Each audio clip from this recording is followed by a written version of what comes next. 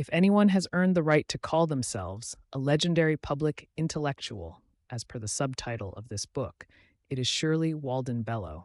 Over his 80 years, he has, uniquely, managed to balance being a mischief maker and a legislator, a revolutionary street fighter, and an influential academic, with 26 books on aspects of political economy to his name. Unlike so many on the sclerosed left, who stand on the sidelines and carp, he is also a creator who moves with the times. Founding in 1995, the influential think tank Focus on the Global South, that now combines research, activism, and capacity building in order to generate critical analyses and debates on corporate-led globalization, neoliberalism, and militarization, particularly in Asia, Latin America, and Africa. Global Battlefields shows how, since the 1970s, Bello's political footprint can be found everywhere, from anti-Vietnam organizing at Princeton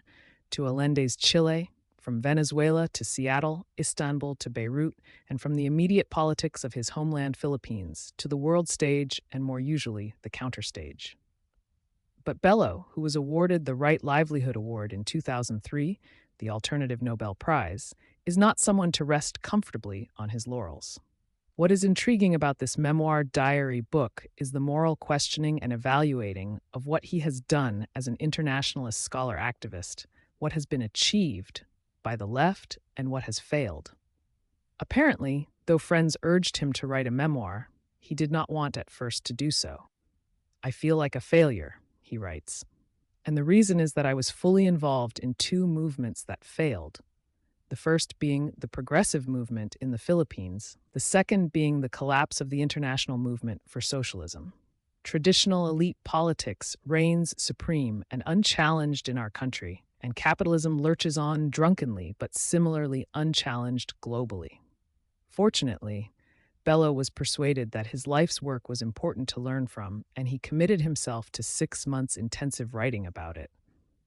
So we have quite a considerable book of 19 chapters, working both chronologically and thematically, with titles such as Cadre, The Movement Disarmed, Becoming an International Activist, The Neoliberal Challenge, Fighting the New Slave Trade, and finally, A Reckoning. He moves between telling his own story, which can be delightfully funny and gossipy, and the larger politics of the time and place. This is a man who, with others, seized the Philippines consulate in San Francisco to protest at rigged elections at home in 1978, who in 1982 entered the International Monetary Fund headquarters dressed as Kermit the Frog, and who writes of the lengths he had to go to in order to avoid a handshake from Imelda Marcos when, after years of his campaigning against repression in Ferdinand Marcos's dictatorship, which meant him being forced into exile under martial law in 1972, they both ended up decades later in the Philippines' 15th Congress.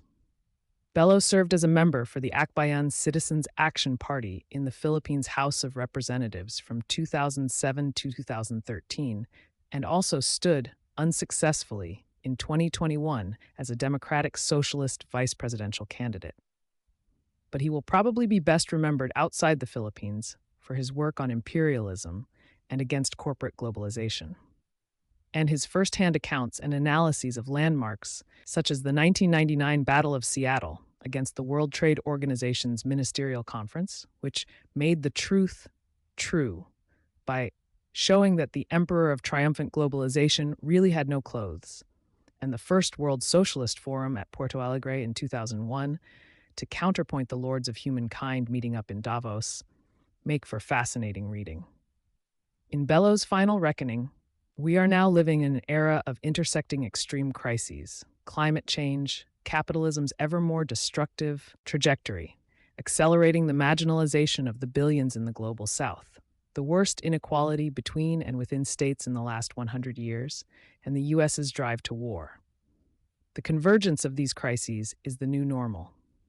And he explains, we have to move beyond the politics of the old normal as we engage in combat with the far right on the net, in the streets, in institutional politics. And for him, having been both a street fighter and a speaker of truth to power, politics means struggling between the demands of truth, action, and ethics. I have no idea why the subtitle of this book in the Philippines edition is different from the one I have read. But My Close Encounters with Dictatorship, Capital, Empire, and Love sums up very exactly the human and brave man that emerges from the pages of this book.